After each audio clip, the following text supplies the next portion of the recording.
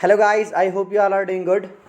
और ये part second है ऑर्गेनाइजेशनल बिहेवियर कंप्लीट रिवीजन जो वीडियो का। और अभी तक आपने मेरे चैनल सब्सक्राइब नहीं किया सीपी स्टडी क्लासेस तो प्लीज़ सब्सक्राइब कर लें। और अगर आपको ये वीडियो पसंद आता है तो लाइक कीजिए, शेयर कीजिए अपने फ्रेंड्स के साथ जिनका एग्ज़ाम आने वाला है या फिर जिनको ऑर्गेनाइजेशनल बिहेवियर के बारे में जानना है। सो हमने काफ़ी कुछ पढ़ लिया है, एटीट्यूड, वैल्यूज़, है ना, पर्सनैलिटी, काफ़ी सारी चीज़ें कंप्लीट करने के बाद हम पहुंच चुके हैं ग्रुप डायनेमिक्स के टॉपिक पर। ग्रुप डायनेमिक्स से अभी हम क्या समझते हैं, यहाँ पर अभी हम थोड़ी सी इसकी बेसिक चीज़ें पढ़ लेते हैं। In the words of EH Schein की एक थिंकर हैं ये क्या बताते हैं कि a psychological group is any number of people which, पहला है, interact with one another, are psychological aware of one another and perceives themselves to be a group. ठीक है नहीं, पहला तो वो क्या है, इंटरेक्ट करते हैं एक दूसरे के साथ, ठीक है नहीं, और वो साइकोलॉजिकली अवेयर होते हैं एक दूसरे के बारे में, ठीक है नहीं, और वो परसीव करते हैं एक दूसरे को परसीव करते हैं एक दूसरे के साथ, खुद को महसूस कराते हैं कि हम एक ग्रुप हैं, एक समूह की तरह है। ठीक है, अब हम आ जाते हैं कि टाइप्स ऑफ ग्रुप क्या होता है। ये बस हम अभी ग्रुप के बारे में पढ़ रहे थे, ठीक है नहीं। टाइप्स ऑफ ग्रुप्स के बारे में अभी पढ़ते हैं। तो टाइप्स ऑफ ग्रुप्स क्या होते हैं, फॉर्मल ग्रुप्स होते हैं, इनफॉर्मल ग्रुप्स होते हैं, मेंबरशिप ग्रुप्स होते हैं ना, सिम्बायोटिक ग्रुप्स होते हैं, फ्रेंडशिप ग्रुप्स होते हैं। देखिए जो उनकी टर्मिनोलॉजी ना, फॉर्मल, इनफॉर्मल, मेंबरशिप, है ना, सिम्बायोटिक, फ्रेंडशिप, ये सारे टर्म के हिसाब से आप समझ सकते हैं फॉर्मल इनफॉर्मल क्या होता है, मेंबरशिप या सिम्बायोटिक क्या होते हैं, फ्रेंडशिप क्या होती है। ठीक है ना, इस तरीके से इस बेसिस पे, फॉर्मल बेसिस पे जो ग्रुप बनेगा फॉर्मल होगा, इनफॉर्मल बेसिस पे इनफॉर्मल ग्रुप होगा, मेंबरशिप के बेसिस पे अगर आप किसी ग्रुप का हिस्सा बने तो मेंबरशिप ग्रुप कहलाएगा, सिम्बायोटिक बेसिस पे बनने तो, और फ्रेंडशिप के आधार पर बनने तो फ्रेंडशिप। ठीक है, इस तरीके से अब हम आए थे मेन चीज़ की ग्रुप डायनेमिक्स क्या होता है। ग्रुप डायनेमिक्स की डेफिनेशन जो दी गई हैं डिफरेंट ऑथर्स और थिंकर्स के द्वारा। तो कर्ट लिविन एक थिंकर हैं, इनने क्या दी है कि the term group dynamics refers to the complex of forces that determine group formation, its size, structure, conflict and change, cohesiveness, interaction and behavior। ठीक है नहीं, एक तरीके का क्या है, कॉम्प्लेक्स ऑफ फोर्सेस है। ठीक है, फोर्सेस हैं। ग्रुप डायनेमिक्स क्या है कि कॉम्प्लेक्स ऑफ फोर्सेस को बताया जा रहा है जो डिटरमाइन करता है किसी ग्रुप के बनने के। ठीक है, उसका साइज़ कैसा होगा, स्ट्रक्चर कैसा होगा, कॉन्फ्लिक्ट में कैसा होगा, चेंज कोहेसिवनेस कैसी होगी, इंटरेक्शन कैसा होगा, ठीक है नहीं, और उसका बिहेवियर क्या होगा उस पर्टिकुलर ग्रुप का, उसको जो डिटरमाइन करने वाले फोर्सेस हैं उनको ही ग्रुप डायनेमिक्स के अंदर माना जाता है। ठीक है नहीं, अब आ जाते हैं अकॉर्डिंग टू कैली के अकॉर्डिंग क्या बता रहा है group dynamics, refers to the study of interaction of the members of a group. यहाँ पर सिर्फ इंटरेक्शन को ही ग्रुप डायनेमिक्स बताया गया है। ठीक है नहीं, मेंबर्स का जो इंटरेक्शन है पर्टिकुलर ग्रुप का, उसे ही ग्रुप डायनामिक्स को समझाने की कोशिश की। इनकी डेफिनेशन काफ़ी छोटी है। So reasons for formation of a group, ठीक है नहीं, क्या क्या विभिन्न कारण हो सकते हैं, ठीक है नहीं, कि हमें एक ग्रुप बनाने की ज़रूरत पड़ती है। कंपेनियनशिप हो सकता है पहला कारण, अंडरस्टैंडिंग फ्रॉम फ्रेंड्स हो सकता है दूसरा, सॉल्विंग वर्क प्रॉब्लम्स हो सकती है, ठीक है, गुड ह्यूमन रिलेशंस भी हो सकते हैं, गुड ह्यूमन रिलेशंस की वजह से भी ग्रुप बनते हैं, जॉब सेटिस्फेक्शन की वजह से भी ग्रुप फॉर्मेशन हो सकता है। तो ये सारे कुछ बेसिक रीजंस हैं, इनको आप काफ़ी आसानी से डिफाइन कर सकते हैं। ये काफ़ी सिंपल लैंग्वेज में, इनको समझाने की खास ज़रूरत नहीं है। तो थ्योरीज ऑफ ग्रुप फॉर्मेशन आते हैं कि डिफरेंट थ्योरीज़ क्या हैं ग्रुप फॉर्मेशंस की। ठीक है नहीं, पहला है प्रोपेंक्यूटे थ्योरी। इसमें क्या है, this theory explain a basic factor that is proximity of people at the work place leads to the formation of group. यहाँ पर बस प्रॉक्सिमिटी ऑफ पीपल बताया गया कि जो एक वर्क प्लेस पर साथ में काम कर रहे हैं, ठीक है नहीं, अगर उनकी ग्रुप फॉर्म करने की इच्छा है तो ठीक है। This theory is not analytical and doesn't explain some the complexities of group formation. बहुत सारी ऐसी होती है, कुछ कॉम्प्लेक्सिटीज़ होती हैं तो उनको ये थ्योरी क्या है सही तरीके से समझा नहीं पाती है, काफ़ी ओल्ड थ्योरी है। उसके बाद हॉमन्स थ्योरी के बारे में आ जाते हैं हम। जॉर्ज सी हॉमन्स एक थिंकर हैं ये भी, ठीक है नहीं, कॉमर्स के। तो इन्होंने एक्सप्लेन किया ये थ्योरी, तो इनके नाम से ही हॉमन्स थ्योरी नहीं, इस थ्योरी का नाम पड़ा हुआ है। The basis of group formation in terms of activities, interaction and sentiments of people. So ये बता रहे हैं कि ग्रुप फॉर्मेशन का जो बेसिक होता है, ग्रुप फॉर्म क्यों होते हैं, तो वो किन आधार पे होते हैं, एक्टिविटीज़ के आधार पे, इंटरेक्शन के आधार पे और सेंटिमेंट्स के आधार पे लोगों के। ठीक है नहीं, तो इसमें 3 चीज़ें बेसिक बताई गई हैं कि आप जो काम कर रहे हैं एक्टिविटीज़ क्या हैं, ठीक है, अगर आप में इंटरेक्शन हो रहा है ग्रुप में, जो लोग हैं, लोगों के बीच में इंटरेक्शन हो रहा है, और फिर जो उनके सेंटिमेंट्स आपस में जुड़े हुए हैं, तो इन 3 बेसिस पे ग्रुप फॉर्मेशन होता है। तो ये थ्योरी समझाने की कोशिश की गई है, और ये थोड़ा सा चार्ट समझाने की कोशिश की गई है। अगर आप इसे पॉज करके देख सकते हैं तो पढ़ के समझ सकते हैं, ठीक है नहीं। अब हम आ जाते हैं नीचे बैलेंस थ्योरी के ऊपर कि बैलेंस थ्योरी क्या होती है। थियोडर न्यूकॉम करके एक 1961 में उन्होंने ये बताया है। It explains group formation on the basis of attraction towards each others as they have similar attitudes towards a common objective और गोल्स, ठीक है नहीं।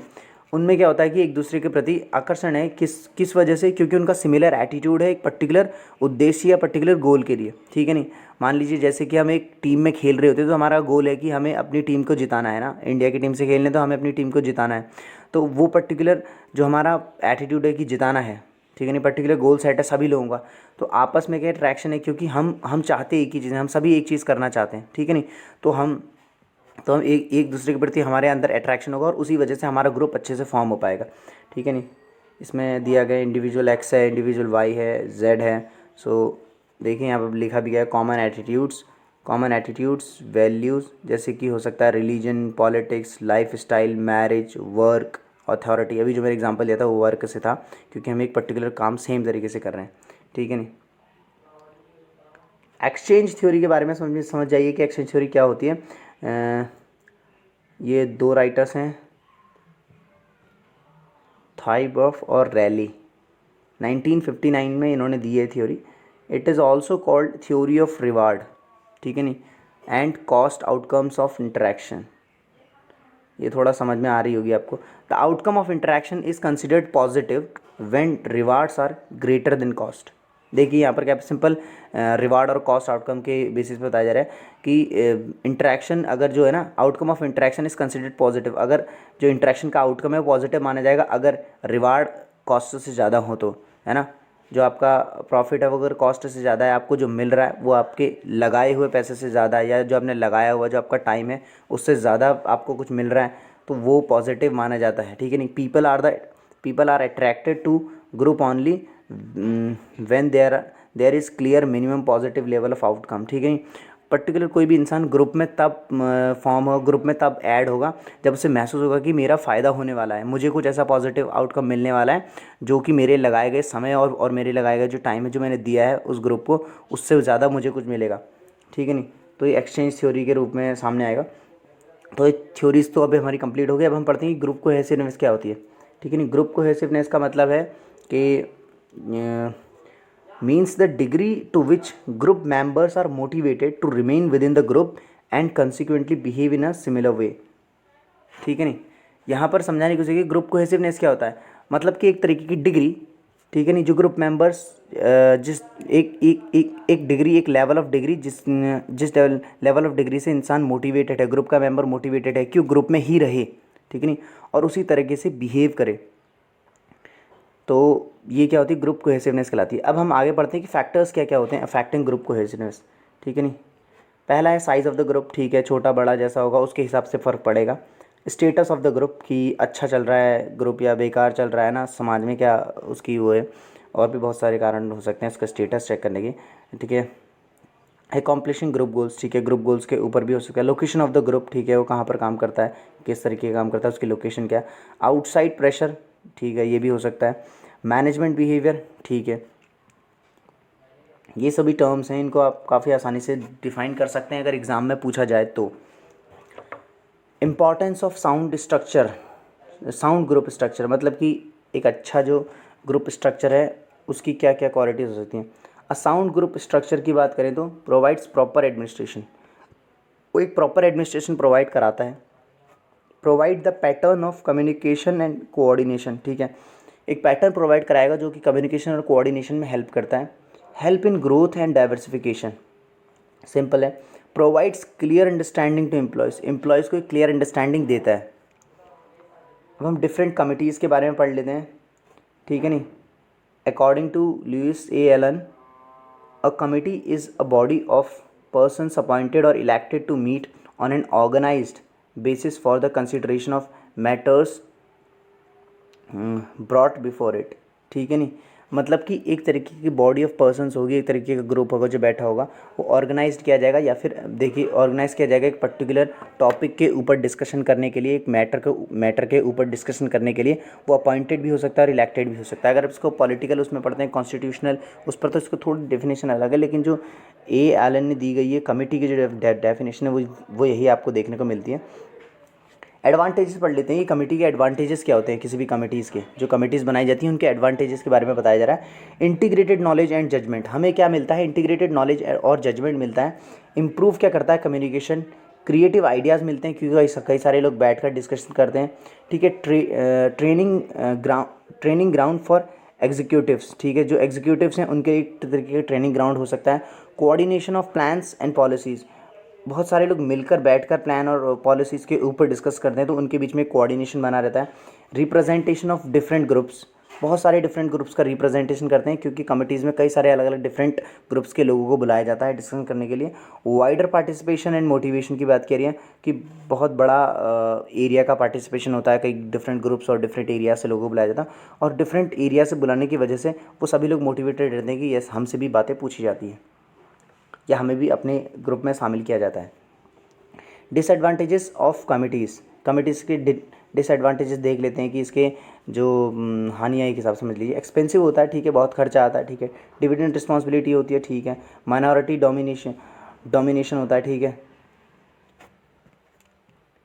अब आ जाते हैं काइंड्स ऑफ कमेटी, फटाफट पढ़ते हैं इसको, काइंड्स ऑफ कमेटी को।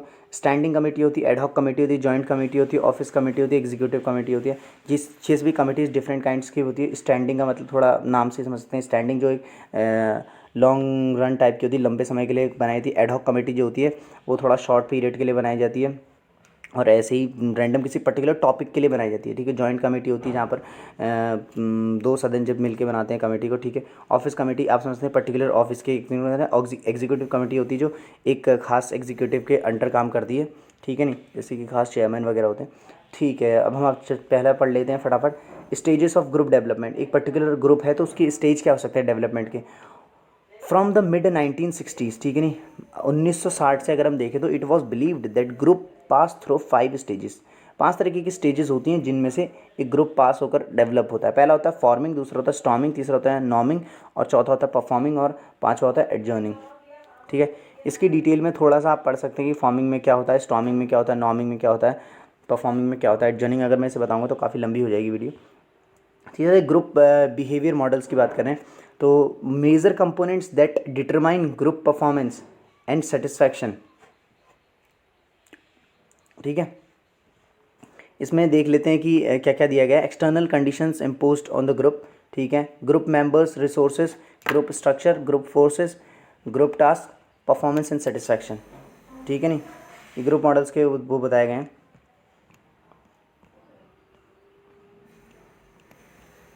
अब हमारा जो ग्रुप डायनामिक्स वो लगभग कंप्लीट हो गया। अभी जो हमारा फर्स्ट इसके बाद वाला जो टॉपिक है वो है परसेप्शन। परसेप्शन से क्या क्या समझते हैं, refers to the manner in which a person experiences the world. Simple, बहुत सिंपल है। परसेप्शन क्या होता है कि एक तरीके का मैनर, एक तरीके का जिस तरीके से इंसान अनुभव लेता है इस दुनिया का, ठीक है। It is a process by which people क्या कर रहे हैं, ऑर्गेनाइज कर रहे हैं, इंटरप्रेट कर रहे हैं, एक्सपीरियंस कर रहे हैं आइडियाज़ को, एंड यूज़ कर रहे हैं स्टिमुलस मटेरियल्स को in the environment so that they satisfy their needs, ठीक है नहीं, काफ़ी सिंपल है। अब हम एक बार वैसी डेफिनेशन देख लेते हैं जो एक राइटर के अकॉर्डिंग है। In the words of S P. Robbins, perception may be defined as a process by which individuals organise and interpret their sensory impressions in order to give meaning to their environment, ठीक है नहीं। मतलब perception क्या है कि एक तरीके की प्रोसेस मान लीजिए परसेप्शन को, जो इंडिविजुअल्स जिससे क्या करते हैं, इंडिविजुअल क्या करते हैं, ऑर्गेनाइज करते हैं, इंटरप्रेट करते हैं, और ठीक है, देयर सेंसरी इंप्रेशंस को, जो उनके सेंसर्स इंप्रेशन डालते हैं उनको, ठीक है नहीं, इन ऑर्डर टू, किस चीज़ के लिए, in order to give meaning, वो कुछ ना कुछ अर्थ देना चाहते हैं किसको, टू देयर इन्वायरमेंट, अपने समाज को या जिस वातावरण में वो रहते हैं। फैक्टर्स देख लेते हैं इन्फ्लुएंसिंग परसेप्चुअल मैकेनिज्म, फैक्टर्स क्या क्या हैं परसेप्चुअल मैकेनिज्म? इंटरनल एक्सटर्नल दो तरीके के होते हैं। इंटरनल में क्या हो सकता है, नीड और डिज़ायर हो सकती है, आपके एक्सपीरियंस हो सकते हैं, आपकी पर्सनैलिटी हो सकती है। एक्सटर्नल में क्या है, इंटेंसिटी हो सकती है, साइज़ हो सकता है, फ्रिक्वेंसी हो सकती है, स्टेटस हो सकता है, कॉन्ट्रास्ट हो सकता है। ठीक है, ये एक्सटर्नल है। ठीक है, ये इंसान के मनुष्य के मन के अंदर वाली बातें, पर्सनैलिटी इंसान के अंदर की बातें, और ये इंसान के बाहर की बातें, ऐसा समझ लीजिए। परसेप्चुअल प्रोसेस क्या होती है, सिलेक्शन है इनपुट्स का। क्या इनपुट्स में क्या क्या हो सकता है, इंफॉर्मेशन हो सकती है, ऑब्जेक्ट्स हो सकते हैं, इवेंट्स हो सकते हैं, पीपल हो सकता है, और एटसेट्रा और भी चीज़ें हो सकती हैं। अब उसके बाद क्या आता है निकल के, यहाँ पर हम करते हैं इंटरप्रेट। क्या इंटरप्रेट करते हैं, इंटरप्रिटेशन करने के बाद क्या निकल के आता है, आउटपुट निकल के आता है। हमारा आउटपुट क्या हो सकता है, बिहेवियर हो सकता है, हमारा एक्शन हो सकता है, एटीट्यूड हो सकता है, हमारा बिलीफ सिस्टम हो सकता है, हमारी फीलिंग्स हो सकती हैं। फॉर एग्जांपल, इसको हम एक एग्जांपल से समझेंगे कि जो हम सिलेक्शन करते हैं किनका, इनपुट्स का। ठीक है नहीं, इनपुट्स क्या हो सकती है, इन्फॉर्मेशन, ऑब्जेक्ट्स हो सकते हैं, या फिर पीपल हो सकते हैं, या फिर इवेंट्स हो सकते हैं। इवेंट्स मान लीजिए आप किसी के बर्थडे पार्टी में गए और आपको किसी ने देखा या कुछ और हुआ, कुछ भी, किसी ने आपसे कोई बात कही, ठीक है, तो वो आपने क्या करा, वो इवेंट को या वो इन्फॉर्मेशन जो बात बताई गई है उसे इनपुट कर लिया। ठीक है, सिलेक्ट, उसके बाद उसे क्या किया आपने, इंटरप्रेट किया। ठीक है नहीं, इंटरप्रेट करने के बाद आपको वो बात समझ में आ गई। ठीक है नहीं, आप फिर क्या, आपका बाहर क्या निकल के आया, आपका बिहेवियर या फिर आपके एक्शंस, आपने कोई बात बोली उसे सुनने के बाद, या फिर आपका बिलीफ सिस्टम डेवलप हो गया, आपको भरोसा हो गया, या फिर आपकी पॉजिटिव फीलिंग्स बाहर निकल के आई। ठीक है, इस तरीके से ये चीज़ें काम करती है, परसेप्चुअल प्रोसेस काम करती है ऑर्गेनाइजेशन के अंदर। सही में मनुष्य के परसेप्शन की बात की जा रही है, ऑर्गेनाइजेशनल चेंज की बात की जा रही है। हम दूसरे टॉपिक में पहुंच चुके हैं, organisational change. So organisational change क्या होता है, refers to the alteration of structural relationship and role of people in the organisation.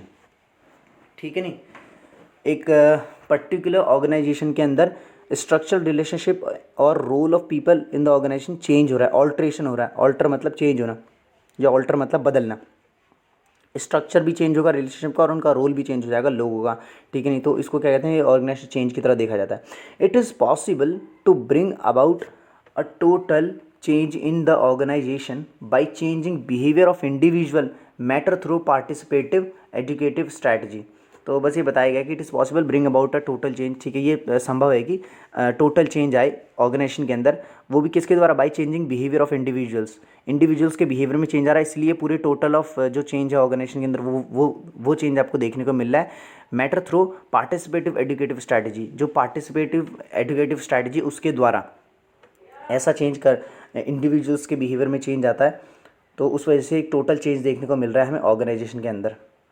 अब हमें रीजंस देख लेते हैं कि रीजंस क्या है। ठीक है, नहीं, for organisational change, change in environment है। ठीक है, एनवायरनमेंट में चेंज हुआ, तो चेंजेस इन मैनेजरियल पर्सनल, ठीक है, जो वहाँ पे काम कर रहे हैं उनकी बातें की जा रही है। प्लान चेंजेस की वजह से भी होता है कि आपने कोई प्लानिंग की है लंबे समय के लिए कि आपको इतनी ग्रोथ आगे बढ़ानी है, तो प्रॉपर है कि आपने प्लान चेंजेस डाले हैं उसमें, तो भी चेंजेस होंगे ऑर्गेनाइजेशन के अंदर। रेजिस्टेंस टू चेंज, ठीक है नहीं, अब चेंज तो है पर ऐसा होता है कि चेंज को रोकने वाले कारक भी होते हैं, चेंज को रेजिस्ट करते हैं जो, उसमें क्या है, पहला पर्सनैलिटी रिलेटेड फैक्टर्स। कौन कौन से फैक्टर्स हो सकते हैं पर्सनैलिटी रिलेटेड फैक्टर्स में, सुपर ईगो आ गया आपका पहला, तो परसेप्शन एंड रिटेंशन आ गया कि जो आप सोचते हैं और जो आप रिटेन करते हैं माइंड में वो चीज़ें। डिपेंडेंस की बात है कि अगर आप डिपेंड हैं तो भी आप पर्सनैलिटी वो करेंगे। ठीक है नहीं, चेंज को रेजिस्ट करेंगे, जैसे कि माता पिता पर बच्चे डिपेंडेंट होते हैं तो भी जब वो अलग होते हैं, तो जब चेंज आता है उनके लाइफ में तब भी वो रेजिस्ट करते हैं, रोते हैं, परेशान, मतलब एक तरीके का वो करते हैं। इनसिक्योरिटी एंड रिग्रेशन, जब इंसान को ये फील इंश्योर है ना, सिक्योरिटी फील ना हो कि हम सिक्योर नहीं हैं, तब भी वो चेंज जो आ रहा होता है उसको रेजिस्ट करती है बॉडी कि नहीं ऐसा नहीं। प्राइमेसी, अगर आपने ऑलरेडी एक प्राइमेसी सेट किए अपने लिए, ठीक है नहीं, कि आपके लिए प्राइम कंसर्न क्या है, तब भी आपका दूसरा कंसर्न आपकी लाइफ में आएगा, कोई भी ऐसी चीज़ आएगी तो आप भी उस चेंज को रेजिस्ट ही करेंगे। तो ये प्राइमेसी का भी हो गया, और ये हर चीज़ में काम आता है। जैसे कि अब ऑर्गेनाइजेशन में देख लीजिए, तो ऑर्गेनाइजेशन के अंदर देख लीजिए प्राइमेसी क्या है, अगर आपने किसी पर्टिकुलर प्रॉब्लम को टैकल किया है एक पुरानी स्ट्रैटेजी के थ्रू, तो अब जब नई प्रॉब्लम आएगी तो भी आप उसी स्ट्रैटेजी को पहले तवज्जो देंगे जो पहले आपने एक बार अप्लाई कर चुकी है। ठीक है नहीं, जो आपके लिए प्राइम स्ट्रैटेजी कहलाएगी। ठीक है, और आप नई स्ट्रैटेजी को नहीं लेना चाहेंगे क्योंकि आप रेजिस्ट कर पा रहे हैं, रेजिस्ट कर रहे हैं क्योंकि आपकी ऑलरेडी माइंड में एक प्राइम स्ट्रैटेजी पहले से फॉलो कर चुके हैं आप, ठीक है नहीं। इकोनॉमिक फैक्टर्स की बात करें, इकोनॉमिक फैक्टर्स हो सकते हैं कि मान लीजिए आपकी लाइफ में कोई चेंज आता है, एक ऑर्गेनाइजेशन में चेंजेस आ रहे हैं, लेकिन आपके पास इकोनॉमिक रिसोर्सेज नहीं है तो भी आप उसको रेजिस्ट ही करेंगे। साइकोलॉजिकल फैक्टर्स हो सकते हैं, ठीक है, साइकोलॉजिकल फैक्टर्स ब्रेन से जुड़े हुए हैं, तो ये अलग अलग तरीके से हो सकते हैं साइकोलॉजिकल फैक्टर्स। किसी का मन नहीं करता है चेंज होने का, ठीक है नहीं, जैसे मान लीजिए अगर आपने कि सुबह उठना है तो आप नहीं उठना है, ये सभी चीज़ें। और ये ऑर्गेनाइजेशन के पर्सपेक्टिव में भी आप समझ सकते हैं। साइकोलॉजिकल फैक्टर्स इंडिविजुअल्स की साइकोलॉजी स्टेट के हिसाब से देखा जाएगा। सोशल फैक्टर्स की अगर मैं बात करूँ तो उसमें सोशल फैक्टर्स में क्या बताया कि सैक्रोसेंट है, वेस्टेड इन इंटरेस्ट है, कन्फर्मिटी टू नॉर्म्स है। सोशल फैक्टर्स में सोसाइटी से रिलेटेड चीज़ें आ रही हैं, तो इसमें हमने 4 तरीके के फैक्टर्स देख लिए हैं जो चेंज करते हैं, रेजिस्ट को चेंज को रेजिस्ट करने का काम करते हैं, ठीक है नहीं। अगर बदलाव आ रहे तो उनको रेजिस्ट करते हैं, रोकने का काम करते हैं। Overcoming resistance and managing organisational, ठीक है नहीं, कि ओवरकम किस तरीके से दें। एजुकेशन एंड कम्युनिकेशन से आप रेजिस्ट को ओवरकम कर सकते हैं, कि आप जो रुकावट, जो आप रोक टोक आ रही है ना, चेंज में, बदलाव में जो रोक टोक आ रही है, उसको किस तरीके से ओवरकम करने की बात की जा रही है। पहले तो एजुकेशन और कम्युनिकेशन से किया जा सकता है कि आप शिक्षा दीजिए और कम्युनिकेट कीजिए। दूसरा हो सकता है मैनिपुलेशन से। तीसरा हो सकता है फैसिलिटेशन एंड सपोर्ट से, आप फंड फैसिलिटेट करें या फिर आप रिसोर्सेज फैसिलिटेट करें और सपोर्ट दें, ठीक है नहीं। एक्सप्लिसिट और इम्प्लिसिट कोएर्शन हो सकता है।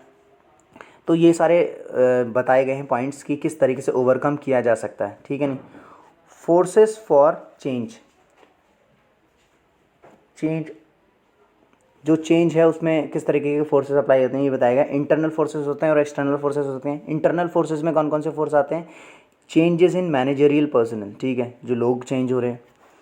चेंजेस इन ऑपरेटिव पर्सनल, ठीक है, जो ऑपरेशन करने वाले बंदे हैं, जो आपके पास पर्सनल हैं ऑपरेशन ऑपरेट करने वाले, वो चेंज हो जाएं। डेफिशिएंसीज इन एग्जिस्टिंग स्ट्रक्चर, अगर आपका जो एग्जिस्टिंग स्ट्रक्चर है उसमें कुछ कमी देखने को मिले तब भी। एक्सटर्नल फोर्सेस में क्या है? टेक्नोलॉजी बदल गई, ठीक है नहीं, टेक्नोलॉजी में अपग्रेडेशन आ गया, मार्केटिंग कंडीशंस चेंज हो गई, सोशल चेंजेस आ गए आपके सोसाइटी में, पॉलिटिकल फोर्सेस में कुछ चेंज होने लगा, टैक्सेस वगैरह, ये सारी चीज़ें है ना। उसके बाद आ जाता है कि ऑर्गेनाइजेशनल ग्रोथ एंड चेंज के बारे में। ऑर्गेनाइजेशनल ग्रोथ एंड चेंज क्या है? लैरी ई ग्रीनर एक्सप्लेन करते हैं the 5 phases of growth of organisation. उन्होंने इस ग्रोथ को 5 फेजेस में बांटा है। पहला फेज़ उनके हिसाब से है क्रिएटिविटी, दूसरा है डायरेक्शन, तीसरा है डेलीगेशन, चौथा है कोऑर्डिनेशन और सबसे आखिरी जो है 5वां कोलैबोरेशन। इसमें आपको कुछ नहीं करना है, क्रिएटिविटी को समझा देना है, बस इतना बता देना है कि फ़ेज़ 1 में क्रिएटिविटी को मेन कंसर्न में रखा है, दूसरे वाले फेज़ में डायरेक्शन को रखा गया कि ठीक है सही तरीके से डायरेक्शन करना है, तीसरे में डेलीगेशन को रखा है, डेलीगेशन ऑफ पावर्स आपने सुना होगा, ठीक है, चौथे में रखा है कोऑर्डिनेशन, किस तरीके से कोऑर्डिनेट करना है, ठीक है, और 5वें में जो रखा है वो है कोलैबोरेशन। फिर साथ में क्या करना है? कोऑर्डिनेशन के बाद कोलैबोरेशन में काम करना है, और ये 5वां फेज़ है, लास्ट फेज़ है ग्रोथ का, ठीक है ना, ग्रोथ ऑफ ऑर्गेनाइजेशन का। और ई ग्रीनर हैं, लैरी ई ग्रीनर थिंकर, जिन्होंने ये बताया। अब आए थे ऑर्गेनाइजेशनल डेवलपमेंट में, इससे शॉर्ट फॉर्म में हम ओडी भी कहते हैं, ठीक है नहीं। तो ओडी के बारे में पढ़ लेते हैं हम। द टर्म ऑर्गेनाइजेशनल डेवलपमेंट की बात करिए, was popularised by the wrist like black and Martin, ठीक है, थ्योरिस्ट जो है, मैं गलत पढ़ रहा हूँ, was popularised by theorist like Blake and Mouton और शेफर्ड एंड बैकहर्ड। तो 4-5 हैं, इन सभी ने, जो ये सभी थ्योरिस्ट हैं, इन्होंने ऑर्गेनाइजेशनल डेवलपमेंट की टर्म को पॉपुलराइज किया अपने आर्टिकल्स और अपने रिसर्च पेपर्स के थ्रू, ठीक है नहीं। तो इनको ये श्रेय हम दे सकते हैं कि इन लोगों के कारण ही ये टर्म फेमस हुई। अकॉर्डिंग टू रिचर्ड बैकहर्ड, ये देखो बैकहर्ड जो भी नाम आया, उन्होंने ऑर्गेनाइजेशन डेवलपमेंट को क्या समझाया? Is a planned effort organisation wide and managed from the top, ठीक है नहीं। वो क्या कर रही है, वो क्या बता रहे हैं कि ओडी क्या इज़ अ प्लान्ड एफर्ट है, जो ऑर्गेनाइजेशन को वाइड करता है और मैनेज करने का काम करता है फ्रॉम द टॉप से मैनेज करने के और ऑर्गेनाइजेशन को बढ़ाने का काम। और ये एक तरीके का प्लान्ड एफर्ट मान लीजिए इसे।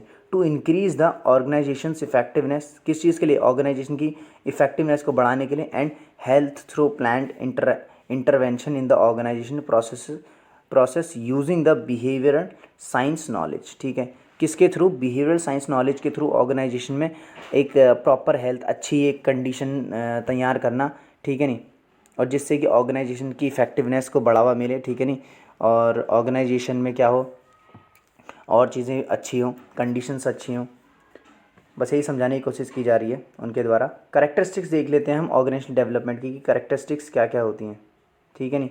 पहला है OD is a long term approach, ठीक है, हाँ भैया लॉन्ग टर्म अप्रोच है, लंबे समय के लिए होती है ऑर्गेनाइजेशन डेवलपमेंट। अगर आप करेंगे तो आप ऐसा तो नहीं है 2 महीने में कर लें, या है ना 1 महीने में, हफ्ता भर, 2 हफ्ते, 4 हफ्ते, ऐसा लॉन्ग टर्म अप्रोच होती है, 4-5 साल मैग, है ना, और भी ज़्यादा हो सकती है, 10-20 साल भी हो जाती है।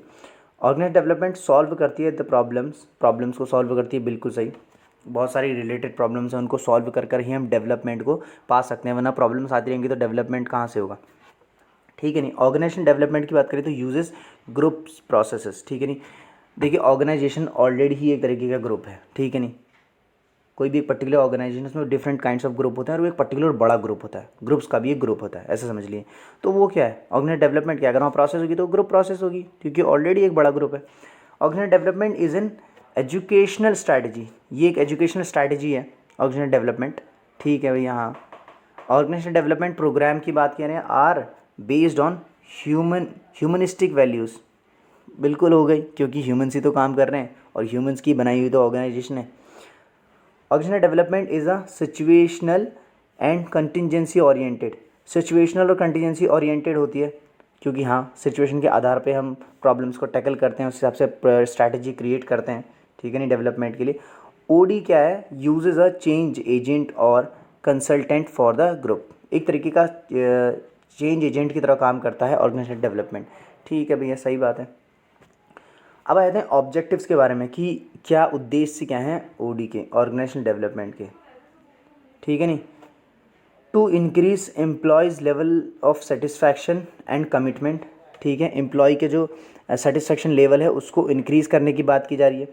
टू इंक्रीज़ कोऑपरेशन, ठीक है, कोऑपरेशन इंक्रीज़ करना अंदर अमंग एम्प्लॉयज़, ठीक है नहीं। टू इंक्रीज़ इंटरपर्सनल ट्रस्ट को भी इंक्रीज़ करना ऑब्जेक्टिव है।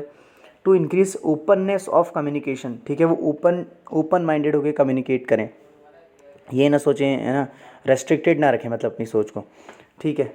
To increase collaboration among employees के बीच में कोलैबोरेशन क्रिएट करना, ठीक है नहीं। To develop strategic solutions to problems, strategic solutions को डेवलप करना। वैल्यूज़ ऑफ ऑर्गेनाइजेशनल डेवलपमेंट में किस तरीके की वैल्यूज़ इस्तेमाल होती हैं, ठीक है नहीं। तो पहला है पीपल आर गुड, ठीक है नहीं, हम मान लेते हैं कि लोग अच्छे हैं करके, ठीक है नहीं। ऑर्गेनाइजेशन डेवलपमेंट जो मूवमेंट है has been developed on the basis of theory Y of MC Gregor, इसमें इन्होंने यही समझाया कि पीपल जो है वो अच्छे हैं, लोग जो हैं वो अच्छे होते हैं, ठीक है नहीं, पहला ये मान के ही चलते हैं। दूसरा है प्रॉपर अटेंशन देनी है, सपोर्ट एंड कन्फर्मेशन, ठीक है, सपोर्ट देना है और कन्फर्मेशन देनी है हमेशा। फॉस्टरिंग कोऑपरेशन करना है, ठीक है। कन्फ्रंटिंग कन्फ्लिक्ट होता है, ठीक है, कन्फ्रंट करना है कन्फ्लिक्ट को। फीलिंग्स और इमोशंस को इसमें यूज़ करते हैं, ठीक है, ऑर्गेनाइजेशन डेवलपमेंट की जो प्रोसेस है उसमें फीलिंग्स और इमोशंस का भी काफ़ी बड़ा रोल है, ठीक है नहीं। हो सकता है आप इमोशनली सपोर्ट ले रहे हों एम्प्लॉयज़ का, या इमोशनली सपोर्ट दे रहे हो एम्प्लॉयज़ को। प्रोसेस ऑफ ऑर्गेनाइजेशनल डेवलपमेंट, अब प्रोसेस के बारे में पढ़ते हैं या फिर स्टेप्स पढ़ लेते हैं ऑर्गेनाइजेशनल डेवलपमेंट के, कुछ भी आ सकता है कि स्टेप्स बताइए या फिर प्रोसेस बताइए, ठीक है नहीं, दोनों का मतलब एक ही है।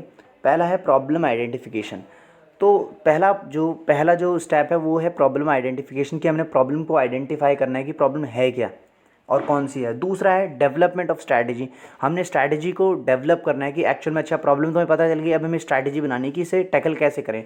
उसके बाद यूज़ ऑफ चेंज एजेंट्स, अब हमने स्ट्रैटेजी बना ली तो अब हम किस तरीके से यूज़ करेंगे चेंज एजेंट्स का, ठीक है नहीं, वो हमें यूज़ करना है, फिर हमें डायरेक्ट अप्लाई करना है। कलेक्शन ऑफ डाटा, ठीक है नहीं। उसके बाद हमने क्या देखना है कि डाटा को कलेक्ट करना है कि किस तरीके से काम होगा, क्या होगा, यहाँ पर स्टैटिक नॉलेज होगी यूज़। उसके बाद इम्प्लीमेंटिंग द प्रोग्राम, उसके बाद जो सारा हमने स्ट्रैटेजी बना ली है, ठीक है, चेंज एजेंट्स कंफर्म हो गए हमारे पास डाटा आ चुका है।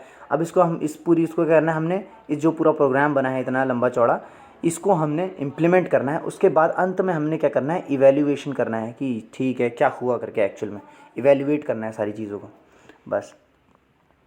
तो ये प्रोसेस भी पूछी जा सकती है, ये काफ़ी सिंपल प्रोसेस है। ऑर्गेनाइजेशनल डेवलपमेंट की बात की जा रही है, डेवलपमेंट टेक्निक्स की बात की जा रही है, किस तरीके की टेक्निक्स होती है ऑर्गेनाइजेशन डेवलपमेंट में।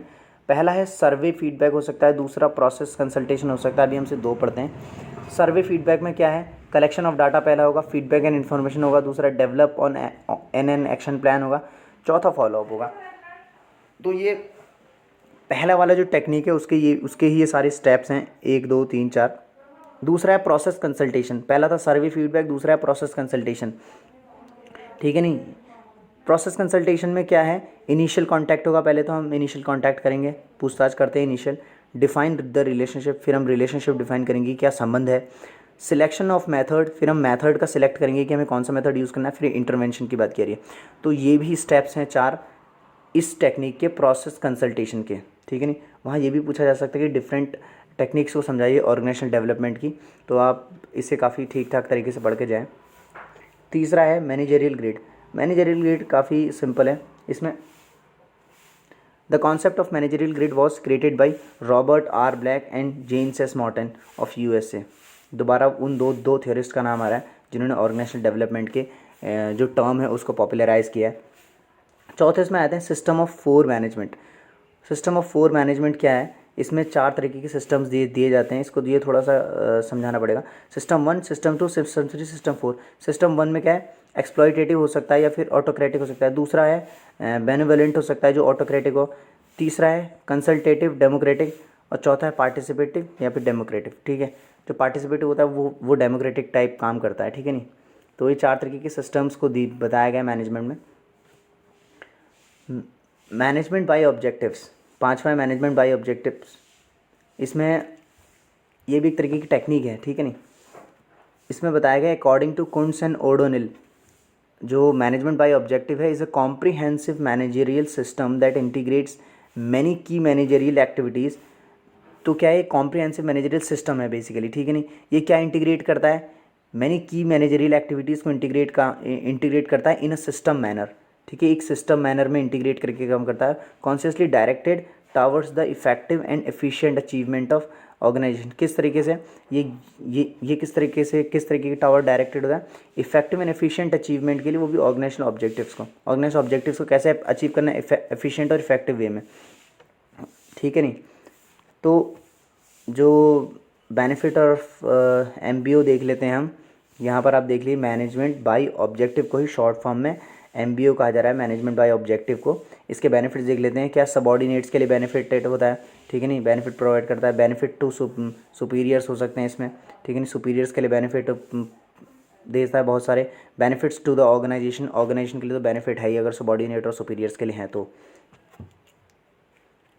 लिमिटेशंस ऑफ MBO की बात करें मैनेजमेंट बाय ऑब्जेक्टिव को दोबारा शॉर्ट फॉर्म में ये गया जॉइंट ऑब्जेक्टिव सेटिंग अमंग अनइक्वल्स, ठीक है नहीं। क्या करते हैं कि जॉइंट ऑब्जेक्टिव सेट कर देते हैं अमंग अनइक्वल्स। मान लीजिए सुपीरियर है और सबॉर्डिनेट है और लेबर है, उनके लिए एक कॉमन ऑब्जेक्टिव सेट कर दिया जबकि उनका लेवल ऑफ वर्किंग अलग अलग है, ठीक है नहीं, अलग अलग तरीके से काम करते हैं, अलग अलग सोचने का वो है।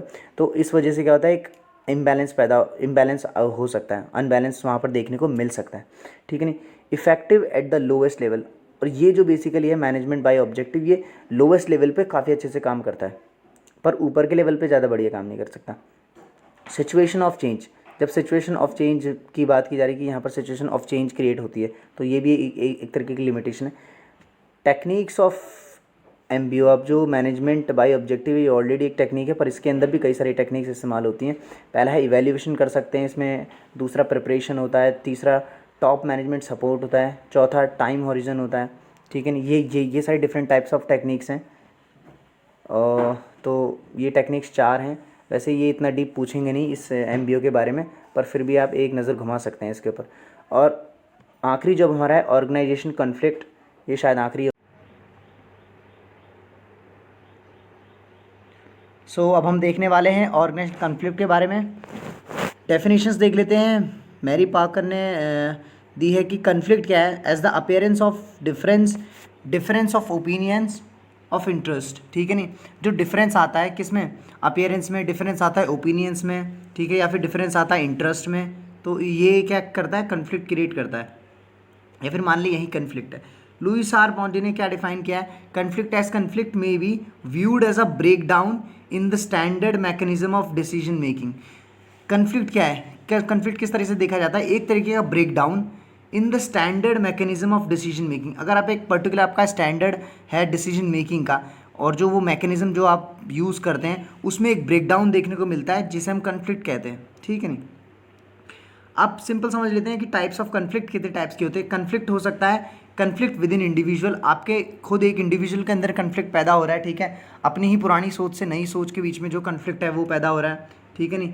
दूसरा हो सकता है कन्फ्लिक्ट बिटवीन इंडिविजुअल्स, आपके और आपके दोस्त के बीच में, आपके और किसी एक पर्टिकुलर ए बी इंडिविजुअल्स के बीच में जो कन्फ्लिक्ट है वो, ठीक है नहीं, इंटरेस्ट का हो सकता है, आपके वैल्यूज़ का हो सकता है, आपकी ओपिनियंस का हो सकता है। Conflict between individuals and a group, ठीक है, एक पर्टिकुलर इंडिविजुअल और एक ग्रुप है, भीड़ है, एक ग्रुप है, उनके बीच में हो रहा है। कन्फ्लिक्ट बिटवीन ऑर्गेनाइजेशंस, दो अलग अलग ऑर्गेनाइजेशंस हैं उनके बीच में कन्फ्लिक्ट हो रहा है, वो कन्फ्लिक्ट किसी भी तरीके का हो सकता है। Conflict between groups with in organisations, ठीक है नहीं, दो डिपार्टमेंट्स हैं एक ऑर्गेनाइजेशन के अंदर, उनके इंटरेस्ट कन्फ्लिक्ट हो रहे हैं या उनमें कोई ना कोई कन्फ्लिक्ट हो रहा है, ठीक है नहीं। तो इस तरीके के हो सकते हैं टाइप्स ऑफ कन्फ्लिक्ट, 5 तरीके के बताए गए हैं। तो ये काफ़ी सिंपल हैं, जैसे कि टर्म्स में आपको समझ में आ जा रहा है, इसे समझाना ज़्यादा मुश्किल नहीं होगा। प्रोसेस ऑफ कन्फ्लिक्ट की बात करें कि जो कन्फ्लिक्ट की प्रोसेस होती है वो कैसे होती है, ठीक है ना, प्रक्रिया के बारे में। पोटेंशियल एंटेगोनिज्म की बात की जा रही है, पहला कि किस तरीके से चीज़ें हैं। दूसरा है कि कॉग्निशन एंड पर्सनलाइजेशन है, उसके बाद क्या होता है, कॉग्निशन होता है और पर्सनलाइजेशन हो जाता है कि ठीक है हम समझने लगते हैं चीज़ों को कि क्यों हो रहा है करके। और कन्फ्लिक्टिव मैनेजमेंट बिहेवियर आता है उसके बाद आफ्टरमैथ की बात करिए। आफ्टरमैथ मतलब उसके बाद सब कुछ इवैल्यूएशन वाली जो प्रोसेस है उसमें आफ्टरमैथ में देखते हैं कि क्या हुआ कैसे, ठीक है नहीं, एक्चुअल में जो समझ में आता है कि हाँ कि अब चीज़ें हमारे उसमें आ रही है कि हाँ अब कन्फ्लिक्ट किस कारण से हम लड़ रहे हैं, क्या हो रहा है, ठीक है नहीं, रीज़न एक्चुअल में समझ में आने लगता है। तो ये प्रोसेस है, प्रोसेस तो काफ़ी वैसी है, प्रोसेस पूछते नहीं है कभी पेपर्स में, एग्जाम्स में, तो आप इसे स्किप भी कर सकते हैं अगर आपको ज़्यादा समझ में नहीं आ रही तो। वैसे कन्फ्लिक्ट प्रोसेस ज़्यादा कुछ टफ है नहीं। सोर्सेज ऑफ कन्फ्लिक्ट की बात करें कि कन्फ्लिक्ट के सोर्स क्या हैं, डाइवर्सिटी ऑफ गोल्स होता है, ठीक है, अगर डाइवर्सिटी ऑफ गोल्स है, गोल्स कई तरीके के हैं, अलग अलग, सुपीरियर का गोल अलग है, मैं उनका गोल अलग है, एक इंडिविजुअल का गोल अलग है, तब भी कन्फ्लिक्ट पैदा हो सकता है। Competition for limited resources limited हैं लेकिन उसके लिए कंपटीशन बहुत ज़्यादा है, तब भी कन्फ्लिक्ट पैदा होता है, ठीक है नहीं। ऑर्गेनाइजेशनल एम्बिग्यूटीज़ के बारे में है, अगर एम्बिग्यूटीज़ हैं तो उस वजह से भी कन्फ्लिक्ट पैदा हो सकता है। एग्रेसिव नेचर है, उस वजह से भी कन्फ्लिक्ट पैदा हो सकता है। तो ये सारे सोर्सेज बताए हैं 4